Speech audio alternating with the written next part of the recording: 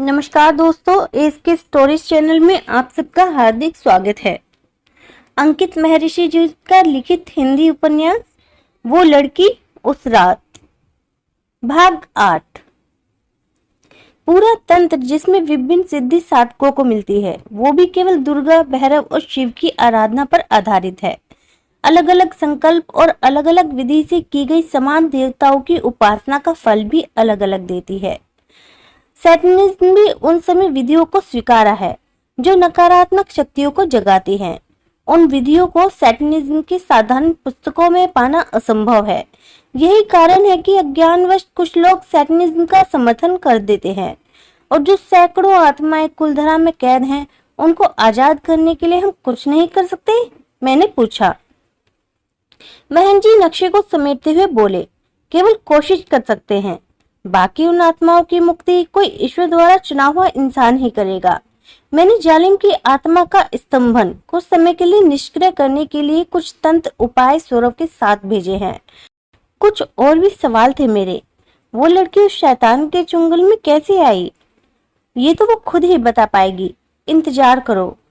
मुझे सैटनिज्म के बारे में और जानकारी चाहिए। वो कहाँ मिलेगी? उस तरफ किताबें हैं सैटनिज्म की, तुम चाहे तो पढ़ सकते हो, इशारा करते हुए महन जी ने कहा। मैंने कुछ किताबें उठाई और अपने कमरे में चला आया। पूरी रात में उन किताबों में उलझा रहा। The satanic Bible and the satanic ritual, the satanic witch, the devil's notebook, the secret life of a satanist and the satanic witch. इन 5 किताबों को थोड़ा थोड़ा पढ़कर कुछ समझ सैटनिज्म के प्रति मैंने बनाई। मुझे सच में सैटनिज्म में कोई बुराई नहीं लगी, पर इसके अनुष्ठान और अन्य विधियों के बारे में नहीं जान पाया। सुबह 4:30 पर सो गया क्योंकि यज्ञ में भी बैठना था। मुझे अपने सपने के अनुसार उस लड़की का नाम सोमू ही मालूम था। दूसरे दिन इसी नाम से यज्ञ किया गया। यज्ञ के बाद मैं और महंत जी उसे साफ तौर पे देख सकते थे, पर अन्य लोगों से वो संपर्क मेरे माध्यम से ही कर सकती थी। वो रंगोली जैसी मंडप में बैठी थी। महंत जी ने उस लड़की से कहा, कुछ बताना चाहती थी तुम अंकित को? शायद इंसाफ के लिए भटक रही हो। हम तुम्हारी मदद करेंगे। जो भी बताना चाहो वो हमें बता सकती हो। उस लड़की की आंखों में कृतज्ञता के भाव थे। आंसू पोंछकर वो बोली, समिधा। समिधा नाम था मेरा। अपने मम्मी पापा की इकलौती बेटी। शायद उनकी किस्मत में मैं ही थी। तभी तो कितने डॉक्टरों के पास जाकर भी मम्मी पापा दूसरी औलाद के लिए नाउम्मीद लौटे थे। पर दादी की जिद के कारण पापा की कमाई का एक हिस्सा डॉक्टरों के लिए रखा जाता। मैं भी उम्मीद में रहती थी। क्या मालूम मेरी किस्मत में भी छोटे भाई बहन हों। जब रक्षाबंधन पर पास पड़ोस के लड़के मुझसे राखी बंधवाने आ जाते, तब तो मेरी खुशी का ठिकाना नहीं रहता। पूरे दिन दादी को ये कहती रहती कि वो मेरा भाई है। छोटे बच्चे जब दीदी बोलते तो लगता दादी बेवजह परेशान है। सब तो है हमारे पास, फिर क्यों वो मम्मी पापा को डॉक्टर के यहाँ भेजकर परेशान करती हैं? एक अच्छे गांव और पड़ोस में परवरिश होने के कारण दुनिया के खतरों से बिल्कुल अनजान थी मैं। 12वीं का रिजल्ट आ गया। 92% अंक बन रहे थे। पूरे गांव में इतने मार्क्स आज तक किसी के नहीं आए थे। बेहद खुश थी मैं गांव की पोस्टर गर्ल बनकर। घर पे जो भी बधाई देने आता, वो पापा से एक बार जरूर बोलता कि बच्ची को डॉक्टर बनाना है। आर्थिक स्थिति बहुत अच्छी न होने के बाद भी पापा ने मेरे सपनों के लिए शहर की सबसे अच्छी कोचिंग में मेरा दाखिला करवाया। मैं कभी भी अकेली नहीं रही थी, इसलिए मेरे रहने की व्यवस्था मेरी मामी जी के पीहर करवाई गई। मामी जी के मम्मी पापा काफी अच्छे थे। मामी जी की छोटी बहन रेखा मेरे साथ ही कोचिंग में पढ़ती थी। हमारी अच्छी दोस्ती भी हो गई। मामी जी के भाई बिट्टू यानी कि विनीत का व्यवहार काफी अजीब लगता था। पता नहीं क्यों उससे एक अजीब सी चिढ़ होती थी। बातें करते वक्त, खाते वक्त, कभी कभी गलती से भी होने वाली उसकी छुअन बहुत ही भद्दी लगती थी। जब वो मेरी तरफ देखकर बात भी करता तो एक अलग ही अनकंफर्ट सी सिचुएशन हो जाती थी। मैं उसके आमने सामने आने से भी बचती थी, पर फिर भी पता नहीं क्यों वह किसी न किसी बहाने मेरे कमरे के आसपास चक्कर काटता रहता था। कोचिंग में फर्स्ट रैंक लाने का नशा सवार था मुझ पर। मैं देर रात तक कमरे में चटाई बिछाकर बैठकर पढ़ा करती थी। क्योंकि गांव में इसी तरह से पढ़ाई की जाती थी। रात को 2 से 3 बजे नींद भी बड़ी अजीब आती। आवाज तो सुनाई पड़ती थी पर आंखें नहीं खुला करती थी। अपनी इस बीमारी के बारे में रेखा को बताया तो उसने कम सोने के साइड इफेक्ट्स बताए। इसके 2 दिन बाद जब मैं लगभग रात के 2:30 बजे पढ़कर सोई थी, थोड़ी ही देर बाद मुझे लगा कोई है जो मुझे यहाँ वहां छू रहा है। मैं बुरी तरह से घबरा गई। पसीने में तरबतर थर-थर कांप रही थी। जितनी कोशिश मैं उठने की कर सकती थी उतनी मैंने की, लेकिन फिर भी मेरी आंखें नहीं खुली। सुबह जब उठी तो बदन दर्द और अपने बेतरतीब कपड़े देखकर बहुत घबरा गई। समझ में नहीं आ रहा था इस बारे में किससे और क्या बात करूं। मैं बस रोने लगी थी। रेखा ने जब कुछ कॉन्फिडेंस में लिया तब मैंने उसे बताया कि मुझे ऐसा लग रहा है कि रात को मेरे साथ कुछ गलत हुआ है, गंदा हुआ है। रेखा ने अपनी मम्मी से ये बात शेयर की। उसकी मम्मी ने भी काफी कुछ पूछा और बताया, जिससे इतना तय हो गया कि मेरे साथ वो सब नहीं हुआ है जिससे मैं डर रही थी। फिर कमरा और खिड़की भी तो मैंने ही बंद की थी और कोई बंद कमरे में अंदर कैसे आ सकता है। ये सब सोचकर मुझे भी लगा कि हो सकता है ये मेरा वहम है, पर मेरा दिल यही कह रहा था कि मेरे साथ कोई खिलवाड़ जरूर हुआ है। अगर ये मेरी बीमारी होती या कोई डिसऑर्डर होता तो 2 महीनों में पहली बार मुझे ऐसा क्यों लगा। ऐसे ही सोचती हुई मैं कमरे में रोशनी के लिए खिड़कियां खोल रही थी।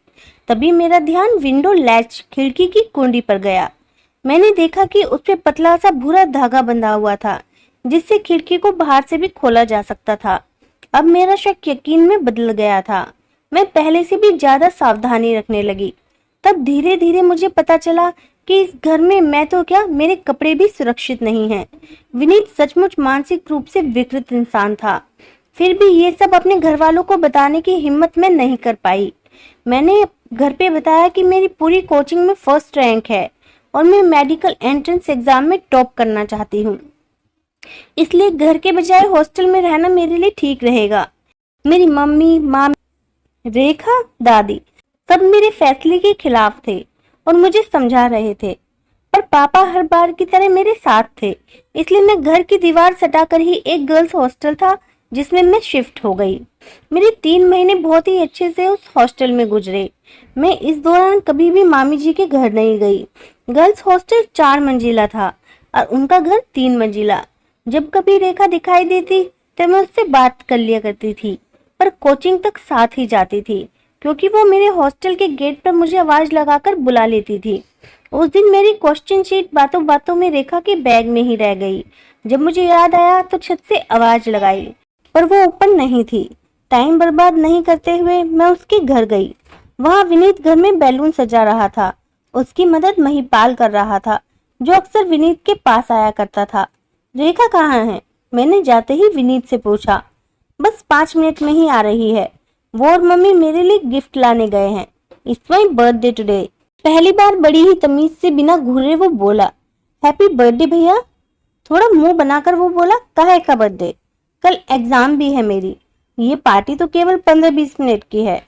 मैंने उसे ज्यादा भावना देते हुए कहा, रेखा है तो उसे बता देना कि मेरी क्वेश्चन शीट उसके पास है, वो मुझे हॉस्टल ही दे दे। मैं जल्दी से बताकर पीछे छुड़ाना चाहा। बस 5 मिनट की बात है, पास ही की दुकान पर गई है, केक काटने तक तो रुक जाओ। फिर से उसने रिक्वेस्ट की, भैया मेरे लिए सबसे जरूरी पढ़ाई है, सॉरी पर मुझे जाना है। मैं भी निश्चय पर अटल थी। अच्छा चलो मेरे बर्थडे की चॉकलेट ही ले जाओ। विनीत ने मुझे रोकने की सारी कोशिशें कर रहा था। मैंने हॉस्टल में लड़कियों से सुना था, जब कोई लड़का किसी लड़की को चॉकलेट देता है तो ब्रांड के हिसाब से उसके अलग अलग मीनिंग होते हैं, तो मैंने साफ मना कर दिया। मैं चॉकलेट कभी खाती ही नहीं हूँ। हद है, लड़की होकर चॉकलेट नहीं खाती हो, अजीब बात है, महिपाल बीच में बोला। तो विनीत ने जवाब दिया, तू अपने काम से काम रख।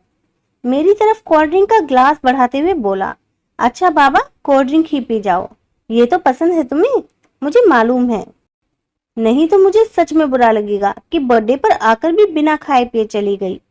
उससे पीछे छुड़ाने के चक्कर में एक सांस में ही पूरी कोल्ड ड्रिंक पी गई। फिर गिलास डस्टबिन में डालकर जैसे ही बाहर निकलने के लिए दरवाजे तक आई तो तेज सिरदर्द और चक्कर आने लगे और मैं दरवाजे पर ही बैठ गई। मुझे अपने कंधों पर फिर वही गंदी छुअन का एहसास हुआ। ये विनीत ही था। सोमू, लगता है तुम्हारी तबीयत खराब है। क्या हुआ तुम्हें? वो मुझे उठाते हुए बोला। मेरी आंखें धुंधला रही थी। मैंने कहा, मुझे बहुत तेज सिर दर्द है, और सिर को कसकर पकड़कर बैठ गई। पैरासीटामोल खा लो, ठीक हो जाएगा। ये कहते हुए महिपाल एक टैबलेट के साथ आया। तेज दर्द के कारण मुझे कुछ भी समझ नहीं आया। मैंने पानी के साथ वो टैबलेट ले ली। उसके बाद होश खो चुकी थी मैं। कोल्ड ड्रिंक और टैबलेट दोनों शायद इसलिए दी गई थी। जब होश में आई तो खुद को चीखने से रोक नहीं पाई। वो दरिंदे मेरा पूरा अस्तित्व नोच रहे थे। मेरे मुंह को हाथ से बंद कर विनीत महिपाल से बोला, अबे ओए मेडिकल, तू सही माल तो लाया है ना? इसको होश कैसे आया? साले दुकान पर भी नकली माल ही रखते हो। इसके मुंह से हाथ हटा, अभी बताता हूँ। और मेरे मुंह में एक दवाई की शीशी उड़ेल दी। इससे मेरा पूरा शरीर सुन्न हो गया था। मैं अपनी पलकों को छोड़कर कुछ भी महसूस नहीं कर पा रही थी, लेकिन धुंधला सा दिखाई दे रहा था और साफ साफ सुन पा रही थी। फिर मेरा मुंह जबरन खोलकर महिपाल उसमें तौलिया ठूसने लगा। इस रूम में कोई आएगा तो नहीं ना? महिपाल ने पूछा। पापा बाहर गए हुए हैं, तो रेखा और मम्मी साथ ही सोएंगी, और मम्मी ऊपर आने से पहले मेन गेट बंद जरूर करेंगी। तब उसकी आवाज से हम कम से कम 5 मिनट मिल जाएंगे। एक रस्सी मिले तो पूरा उपाय कर दूंगा। कोई कमी नहीं है अपने यहाँ, अभी ले। इसके बाद मैं उस रस्सी से खिड़की के पर्दे में पीछे बांध दी गई। उसके बाद क्या हुआ वो आप देख चुके हो। जब उसकी हैवानियत की हद पूरी हो गई तो वो मुझे लैडर से खुद पे लाद कर मेरे ही हॉस्टल की छत पर ले आए। उनकी किस्मत और मेरी बदकिस्मती थी कि शहर में पावर कट हुआ था। वो हॉस्टल की छत पर चुपचाप बैठकर बिजली आने का इंतजार करने लगे। बिजली आते ही उन्होंने मुझे हॉस्टल के उस हिस्से से नीचे फेंका जहां से बिजली के तार जाते थे। मेरी बदकिस्मती फिर साथ रही और मैं तारों में उलझ गई, और तार भी मेरे बोझ से टूटे नहीं। शरीर के नाम पर झुलसा हुआ मांस का लोथड़ा बचा था। मुझे अब भी उम्मीद थी कि पोस्टमार्टम में शायद सब पता चल जाएगा, लेकिन उसी रात महिपाल ने अपने चाचा को फोन किया, जो सरकारी मेडिकल कॉलेज में किसी ऊंचे ओहदे पर थे। उन्होंने फोन पे बताया कि मैं उसकी गर्लफ्रेंड थी। मर्जी से सब होने के बाद हमारी लड़ाई हुई। फिर मैं गुस्से में चली गई। वो अपने चाचा के सामने रोया, गिड़गिड़ाया, जिसका नतीजा यह हुआ कि पोस्टमार्टम के नाम पर मेरी लाश के साथ खाना पूर्ति हुई। केस को इस तरह का एंगल ही नहीं मिला। ऊपर से पिछले टेस्ट के रैंक में पहले से 5वें आने पर पुलिस और मीडिया ने इसे पढ़ाई के प्रेशर के कारण सुसाइड बताया। मैं तो सन्न रह गया था यह सब सुनकर। महन जी ने पूछा, तुम उस शैतान के चुंगल में कैसे फंस गईं?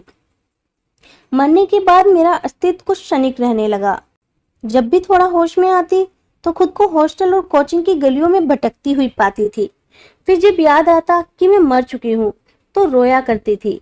फिर वापस जैसे ही अस्तित्व समाप्त हो जाता। एक बार जब रो रही थी तब किसी ने मुझसे पूछा कि क्या तकलीफ है। वो जालिम ही था। उसने मुझे झांसा दिया कि वो मुझे इंसाफ दिलाएगा, लेकिन वो मुझ में नफरत भरने लगा, और जब मेरी नफरत मेरी अच्छाइयों से ज्यादा हो गई तब उसने मुझे अपना गुलाम बना लिया। उसी ने मेरा विश्वास जीतने के लिए महिपाल के अंकल को मारा था। इस तरह मैं उसके जाल में फंसती गई। मैं बीच में ही बोल पड़ा, 1 मिनट, मुझे कुछ कुछ समझ आ रहा है। तुम शायद डॉक्टर चौधरी की बात कर रही हो। उनका तो दिल का दौरा पड़ने से कार एक्सीडेंट हुआ था। वो मेरी तरफ देखते हुए बोली, जितना खौफ आपने झेला है उसके एक छोटे से हिस्से को भी वो नहीं झेल पाया, डर से ही मर गया। पर मैं इस कहानी में कैसे आया? मैंने तो किसी का कुछ नहीं बिगाड़ा था। शायद ये मेरा पहला सवाल होना चाहिए था, और आखिर पूछ ही लिया। उसने दूसरी तरफ मुंह फेरते हुए कहा, इस सवाल का जवाब इतना जरूरी नहीं है। मैंने बेसब्री से कहा, तुम कुछ छिपा रही हो। वो नजरें झुकाकर बोली, कुछ आपकी गलती थी और थोड़ी मुझसे समझने में भूल हुई। मैंने थोड़ा जोर देकर कहा, जो भी कहना है साफ साफ कहो ना, यूं पहेलियां क्यों बुझा रही हो? उसने कुछ कहा नहीं। एक रोशनी के बिंदु में बदलकर फिर से प्रकट हुई, पर इस बार नए कपड़ों में थी। उसे इन कपड़ों में देख दहल सा गया था। उसने शहर की प्रसिद्ध कोचिंग BCCI की पुरानी ड्रेस पहन रखी थी। उसे देखते ही सब समझ आ गया कि मेरे साथ ये सब क्यों हो रहा है। 2 साल पुराना वो दृश्य मेरी आंखों के सामने फिर से गुजरा। मैंने अपना गुनाह अपनी आंखों से देखा। ओ, यह बात तब की है जब मैं एमएससी फाइनल ईयर की परीक्षा देने के बाद जगह जगह नौकरी के लिए स्ट्रगल कर रहा था। उस दिन मैं अपनी पहली CSIR नेट की परीक्षा देकर घर जा रहा था और रास्ते में ही इस शहर के 2 पुराने दोस्त जो कॉलेज के जमाने के थे वह मिल गए। एक नेवी में था तो दूसरा एयरफोर्स में ज्वाइन करने वाला था। दोनों बेहद खुश थे। मुझे फ्रेशर होने के कारण मामूली प्राइवेट नौकरी के लिए भी मशक्कत करनी पड़ रही थी। मुझे परेशान देखकर बोले, भाई इस हसीन शाम में तू भी परेशान है, ले तेरा मूड अभी ठीक करते हैं। मुझे अच्छे से मालूम था कि इनके पास ज्यादा ही पागलपंती कर बैठूंगा जो अब ठीक नहीं है, पर 2 साल बाद जो मिले थे तो ज्यादा रेसिस्ट नहीं कर पाया। बाइक पर हम तीनों बकवास पेलते इधर उधर घूम रहे थे।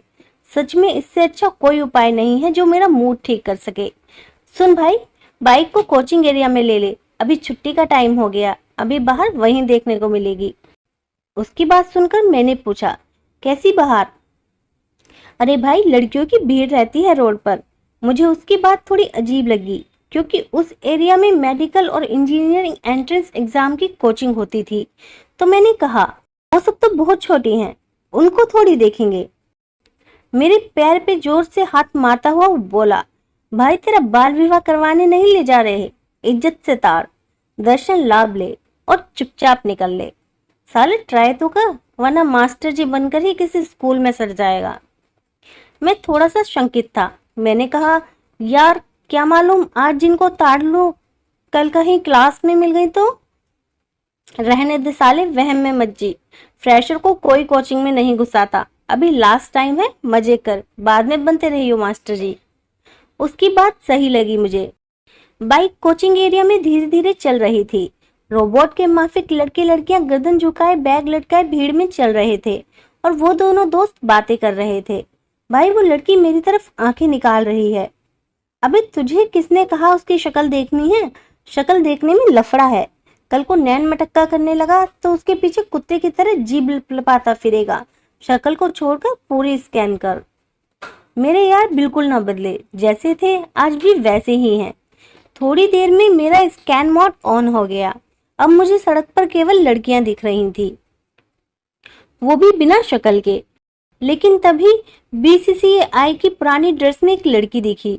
भीड़ में अलग कपड़ों में होने के कारण मेरी नजर उस पर टिक सी गई। मैंने उन दोनों से कहा, इस लड़की की ड्रेस अलग कैसे है? जवाब मिला, भाई सब अपनी अपनी स्कैन करो, डिस्टर्ब मत करो। और मैं बस उसे ही घूरता रहा, बड़ी बेशर्मी से, बेहद भद्दे तरीके से। आंसुओं की कुछ बूंदें अतीत से वापस उसी वक्त में ले आईं। मुझे देखकर वो बोली, उस वक्त आप मुझे विनीत जैसे, महिपाल जैसे ही एक शैतान नजर आए, जो जिस्म था ही नहीं, उसकी चाहत आपकी आंखों में थी। मैं तो इस उम्मीद में थी कि पहली बार किसी इंसान ने मुझे देखा है, मैं उसे अपने दुख बता पाऊंगी और अपने आंसू दिखाऊंगी। पर आपने एक बार भी मेरी आंखों में नहीं देखा। आपकी आंखें कुछ और ही तलाश रही थी। जालिम उस वक्त मुझे अपना मददगार मालूम पड़ता था। मैंने उसको आपके बारे में बताया। एक जिंदा इंसान जो आत्माओं को देख सके, वो शैतान के लिए सबसे बड़ा खतरा होता है। इसलिए उसने आपको पहले रास्ते से हटाना तय किया, लेकिन आप फिर कभी इस तरफ नहीं आए। 2 साल बाद उस रात फिर से जब मैं भटक रही थी, तब मैंने आपको देखा। मेरा मन आपके लिए घृणा से भर गया। मैं फिर से आपके सामने आई। आपका व्यवहार कुछ अलग था उस दिन। बदकिस्मती से जालिम भी उस वक्त वहीं था। आपसे मेरा बातें करना उसे खतरा मालूम पड़ा और उसी रात पहली बार मैं पर्दों की दुनिया में कैद की गई। फिर शैतान मेरा रूप लेकर आपके सामने आया था, जिससे आप डरकर बेहोश होने पर संयोग से विनीत के घर पहुंच गए। जिस जालिम को देखकर ही इंसान को दिल का दौरा पड़ जाए, उस जालिम के जुल्मों के बाद भी आप एक साधारण जिंदगी जी रहे थे। ये बात उससे बर्दाश्त नहीं हो रही थी और वो आपको खत्म करने पर अड़ गया। आपके घर पर पवित्र शक्तियों का वास होने के कारण जालिम अंदर नहीं आ पाया, तो आपको सताने के लिए उसने मुझे भेजा। और उसके बाद जब मैं आपको अपने दर्द से जोड़ने के लिए अपनी यादों में ले गई, मैं तब भी आपको पहचान नहीं पाई थी। आपको अच्छे से तब जाना जब मैंने आपके शरीर में प्रवेश किया, इतना सुकून, इतनी शांति मैंने जीते जी कभी नहीं पाई थी। तब जाकर एहसास हुआ मैंने नासमझी में एक निर्दोष को इस भयानक नर्क में घसीट लिया है। लेकिन तब तक देर हो चुकी थी। नहीं, दोषी था मैं। क्या इससे बढ़कर भी कोई गुनाह बचा है? मुझसे गया गुजरा क्या कोई होगा? महन जी ने मेरे कंधे पर हाथ रखा और मैंने खुद के चेहरे को उनके कंधे के पीछे छिपा लिया। अपनी नजरों से गिरना क्या होता है मैं आज जानता था। भीड़ भरे चौराहे पर किसी को नंगा कर दे तो कैसा महसूस होता है मैं आज जानता था। लग रहा था कि ईमानदारी का झूठा चोगा पहनने वाले की सारी चोरी पकड़ी गई हो। जालिम से बड़ा शैतान मैं खुद में देख रहा था। आज दिल का हर कोना आंसू बहा रहा था, जिसे किसी को दिखा भी नहीं सकता और बता भी नहीं सकता। कैसे दिला पाऊंगा इंसाफ तुझको, तेरा गुनहगार हूं मैं। जो गिरा चुका नजरों में खुद को, वो किरदार हूं मैं। खौफजदा किया आईनों से खुद को, अब उनका शिकार हूं मैं। हक के मखलूकात न दूं खुद को, हुआ ऐसा तार तार हूं मैं। न निगले अब ये जमी मुझको, अब ऐसा बेकार हूं मैं। कैसे दिला पाऊंगा इंसाफ तुझको, तेरा गुनहगार हूं मैं। महन जी ने मेरे कंधे को पकड़कर कहा, अंकित संभालो खुद को। तुम ये क्यों भूल रहे हो कि एक आत्मा को तुम देख कैसे पाए? तुम इससे बात क्यों कर पा रहे थे? शायद भगवान ने चुना है तुमको इस मासूम को मुक्त करवाने के लिए। ये जिम्मेदारी है तुम्हारी। पर जैसी गहरी निराशा में पहुंचा था, कैसे संभालूं खुद को? जो लड़की मुझे अपनी ही बच्ची बहन जैसी लग रही है, उसी को छी घिन आती है खुद से। राकेश को बुलाकर मुझे कमरे में छुड़वा दिया गया। जिन अंधेरों से भाग रहा था, आज उसी की पनाह में अपना चेहरा छुपा रहा था। पर अपनी डायरी में कुछ नहीं छिपाऊंगा। खुद को धोखा दे चुका, पर इसको अपने गुनाह छिपाकर धोखा नहीं दूंगा। सब लिखूंगा मैं। दरवाजे के नीचे से आ रहे रोशनी के हल्के से कतरे में अपने गुनाह लिख रहा हूँ। खुद का पर्दाफाश कर रहा हूँ। मुझे इसके लिए रहम नहीं, सिर्फ सजा चाहिए, सिर्फ सजा। आगे की कहानी अगले भाग में।